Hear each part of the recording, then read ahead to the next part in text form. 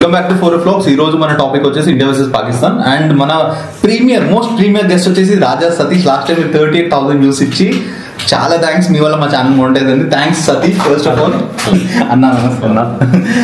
So ఈ వీడియోలో ఏంటంటే ప్రశాంత్ గారు ఉన్నాడు, కళ్ళకద్దలు వచ్చినాయి, పక్కగా పడుకోమన్నా. సో మొత్తం మనదే video.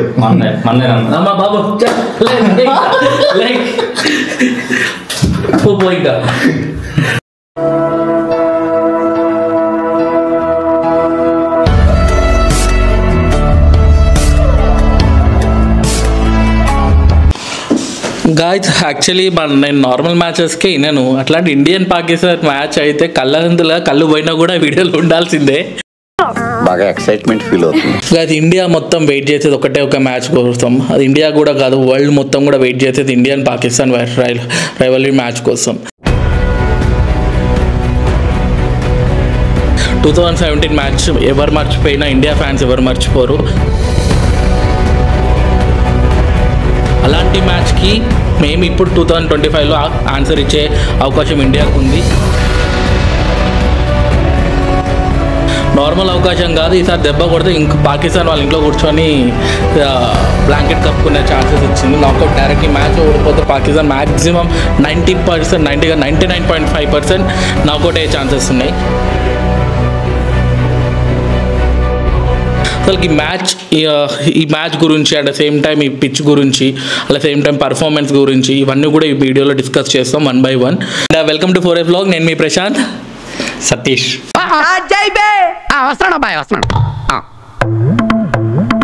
Satish actually first of all నార్మల్గా అయితే నాకు అంత భయపడేటోని కాదు ఇండియా పాకిస్తాన్ మ్యాచ్ అయితే. ఎందుకంటే ఆల్మోస్ట్ 6 times 5 times ఇండియా గెలిచింది. ఒక్కసారి ఏదో ఫైనల్ కట్టి కరెక్ట్ మ్యాచ్ ఓడిపోయింది.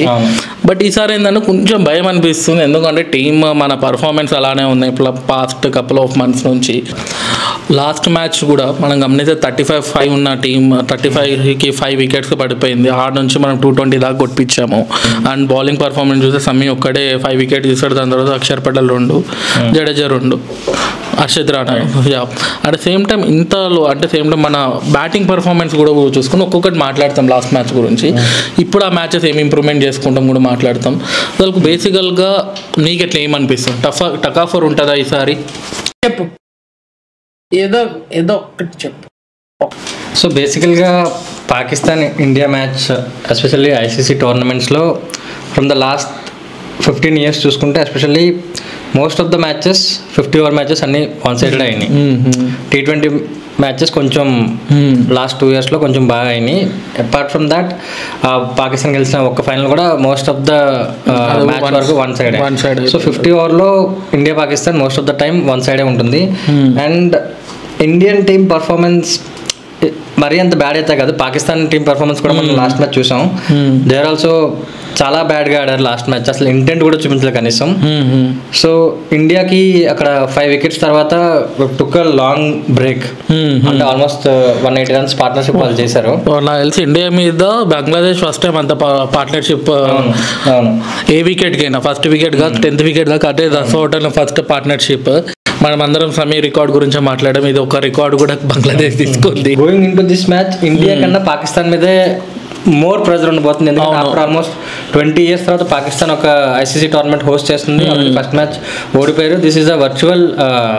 ఇంకా అంతే, ఓడిపోతే ఇంకా నాకౌట్ మ్యాచ్ ఇంకా వాళ్ళది అయిపోయినట్టు 99%. వాళ్ళు హ్యూజ్ ప్రెజర్తో వస్తారనమాట ఈ మ్యాచ్.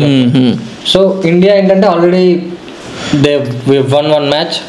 పాకిస్తాన్తో మన రికార్డ్ చూసుకుంటే ఐసీసీ టోర్నమెంట్స్లో we have way ahead. Especially in 50 overs టోర్నమెంట్లో అయితే పాకిస్తాన్ మనకు క్లోజ్గా కూడా రాదు. And coming to the player performance బ్యాటింగ్లో చూసుకుంటే Rohit Sharma same aggression start from ఎట్లా T20 నుంచి స్టార్ట్ చేశాడు. సేమ్ అగ్రెషన్ స్టార్ట్లో ఫస్ట్ 10 overs కొట్టాలంటే ఫస్ట్ 10 overs కొట్టాలి. So Rohit Sharma is a perfect player. 120-130 strike rate maintain చేసి గుడ్ స్టార్ట్ ఇస్తే ఒకసారి పిచ్ ఓల్డ్ అవ్వగానే కొంచెం బాల్ స్లో అవుతుంది. బాల్ లాస్ట్ మ్యాచ్లో బాల్ చాలా స్లో అయింది. So coming batsmen Virat Kohli, Shreyas Iyer కొంచెం డిఫికల్ట్ అవుతుంది పిచ్.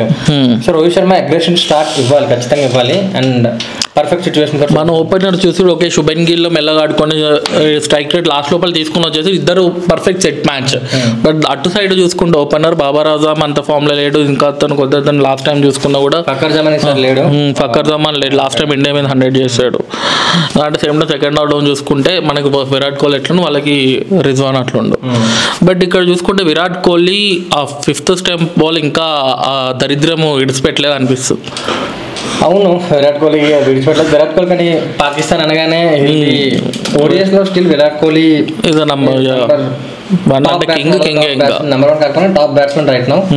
సో ఎప్పుడైనా ఫామ్ లోకి రావచ్చు విరాట్ కోహ్లీ. వరల్డ్ కప్ ముందు వరకు 23 వరల్డ్ కప్ ముందు వరకు కూడా విరాట్ కోహ్లీ ఫామ్ లో ఉన్నాడు. వరల్డ్ కప్ అనగానే so Pakistan match maybe he can strong bowling lineup వాళ్ళది. అవతల ఎంత స్ట్రాంగ్ అయితే విరాట్ కోహ్లీ ఎంత స్ట్రాంగ్ అవుతాడు. సో కంబ్యాక్ ఉంటుంది. నాకు తెలిసి రోహిత్ శర్మకి అండ్ సేమ్ టైం షాన్ అఫ్రీదీకి టక్ ఆఫర్ ఉంటుంది అనిపిస్తుంది. ఎందుకంటే opening bowling and same time తన షాట్లోకి వెళ్తూ ఉంటాడు. ఇతను లైన్ లెంత్కి డిస్టర్బ్ చేస్తాడో లేదంటే ఏం చేస్తాడో we must wait and see for that. And second option వచ్చి మిడిల్ ఆర్డర్.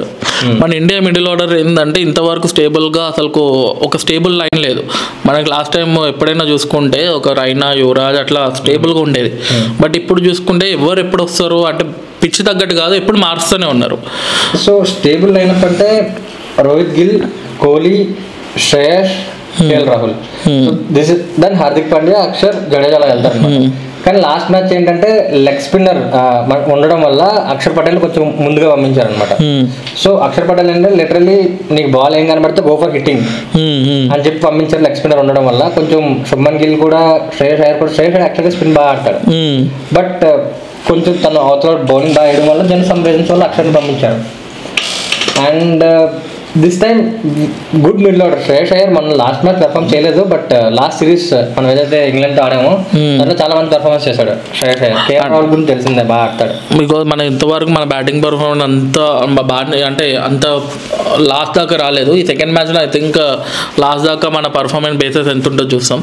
వాళ్ళ మిడిల్ ఆర్డర్లో మొత్తం మనకి సల్మాన్ ఆగా అని చెప్పి బాగా ఆడతాడను. మన లాస్ట్ మ్యాచ్ లో కూడా వీరాత్ బాగా పెర్ఫామ్ చేశాడు.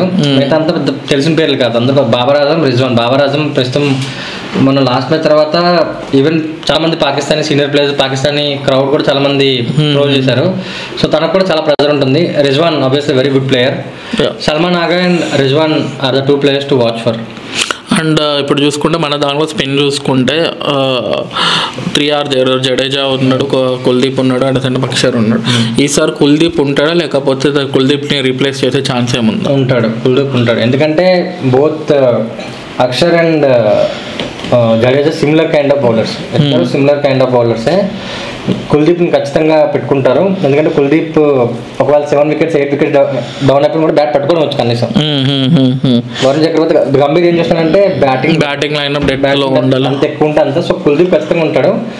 సో పాకిస్తాన్ బిగ్గెస్ట్ మైనస్ ఏంటంటే దే హ్యావ్ ఓన్లీ 1 spinner ఉన్నాడంటే. కానీ లాస్ట్ మ్యాచ్ స్పిన్ ఎంత బాగా అయిందో మనం చూసాం. మనం చూసుకున్నట్టు పేసర్లో ఒక లెఫ్ట్ ఆర్మ్ పేసర్ ఖచ్చితంగా ఉండాలి. దుబాయ్ పిచ్చెస్ చూసుకుంటే మనం యాక్చువల్గా చేజింగ్ ప్రిఫర్ చేస్తారు అందరూ. అక్కడ వల్ల సెకండ్ ఇన్నింగ్స్ చాలా ఈజీ అవుతుంది బ్యాటింగ్. మనం T20 వరల్డ్ కప్ పాకిస్తాన్ ఏదైతే మన గెలిచిందో చాలా ఈజీ. పిచ్ గురించి తెలుసుకొని టాస్ తగ్గట్టు ఒకవేళ మన ఎట్లా ఇండియా టాస్ గెలుస్తలేదు, ఎప్పుడో గెలిచింది టాస్, ఆ సెకండరీ పెట్టేస్తాము. టాస్ ఎప్పుడు మన చేతిలో ఉండదు. వన్ థింగ్ ఏంటంటే పర్ఫార్మెన్స్ ఆ పర్టికులర్ డే ఎవరు ఎలా చేస్తారో, ఎవరు బాగా ఆడతారో, 11 యాజ్ ఎ గ్రూప్గా ఆడతారో వాళ్ళే గెలుస్తారు. సో 2017 ఫైనల్లో పాకిస్తాన్ యాజ్ ఎ గ్రూప్ ఆడారు. మనం అక్కడ ఫెయిల్ అయ్యాం, ఓడిపోయాం. ఒకే ఒక మ్యాచ్ ఫస్ట్ టైం. ఇప్పుడు అయన్నొద్దు పాయింట్కి రా. సో రేపు బెస్ట్ ప్లేయింగ్ 11 ఎవరైతే ఉంటారో వాళ్ళే ఖచ్చితంగా విన్ అవుతారు. వాళ్ళ టీమ్ ప్రెజర్లో ఉన్నారు. కానీ పాకిస్తాన్ ఎప్పుడు పెర్ఫామ్ చేస్తారో తెలియదు. అవునవును, పెర్ఫామ్ చేయొచ్చు రేపు తెలీదు. బట్ మన టీం కూడా వెరీ స్ట్రాంగ్ టీమ్. స్పిన్ మనకి ఏమైనా రేపు వర్కౌట్ అయిందా ఖచ్చితంగా ఇండియా గెలుస్తుంది. ఎందుకంటే పాకిస్తాన్ స్పిన్నర్స్ అసలు లేరు ఎవరు. We have 3 front line spinners. Batting depth ఎక్కువ ఉంది. ఇదంతా మనకి యాడెడ్ అడ్వాంటేజ్. పాకిస్తాన్ ప్రెజర్లో ఉంది, మెయిన్ అడ్వాంటేజ్ అది మనకి. నేను అప్పుడే అన్నా ఈ విధంగా జరుగుతుంది. అంటే సేమ్ టైం ఈసారి బెస్ట్ బ్యాటర్ ఎవరు అనుకుంటారు? పాకిస్తాన్ తో కోహ్లీ అనుకుంటున్నాను. ఇండియా నుంచి. పాకిస్తాన్ నుంచి I go with Rizwan. And best bowler మన దగ్గర నుంచి నేను I go again with Shami. Pakistan నుంచి Naseem Shah very good bowler. నాకు ఎందుకో రేపు షాహిన్ అఫ్రిది కొంచెము గుడ్ బౌలర్. ఎందుకంటే మన అనలైసిస్ చూసుకుంటే ఆ పిచ్ మీద ఎంతవరకు మొత్తం ట్రాక్ రికార్డ్లో చూసుకుంటే Shaheen Afridi #1 top bowler. And ఇండియాలో వచ్చేసరికి లాస్ట్ టైం మనం చూసాం ఏం చేసాం T20 వరల్డ్ కప్లో కూడా కొంచెం టఫ్ అండ్ ఫైట్ ఇచ్చే ఛాన్స్ షాహిన్ అఫ్రిది ఉంది నేను అనుకుంటున్నా. అండ్ మీరు ఎవరేమనుకుంటారో ప్లీజ్ కామెంట్ డౌన్ చేయండి. పోయినా కూడా ఒక గిఫ్ట్ అనౌన్స్ చేశాడు. ఎవరికైతే మ్యాన్ ఆఫ్ ద మ్యాచ్ వస్తుందో మీరు గెస్ట్ చేస్తే కరెక్ట్గా కోటా తరపు నుంచి వాళ్ళకి ఒక స్పెషల్ సర్ప్రైజ్ గిఫ్ట్ ఉండబోతుంది. నా పెర్ఫార్మెన్స్ మీకు నచ్చినట్టయితే సో గైస్ సబ్స్క్రైబ్ చేయండి, లైక్ చేయండి, షేర్ చేయండి అండ్ కామెంట్ కూడా చేయండి. Thank you guys.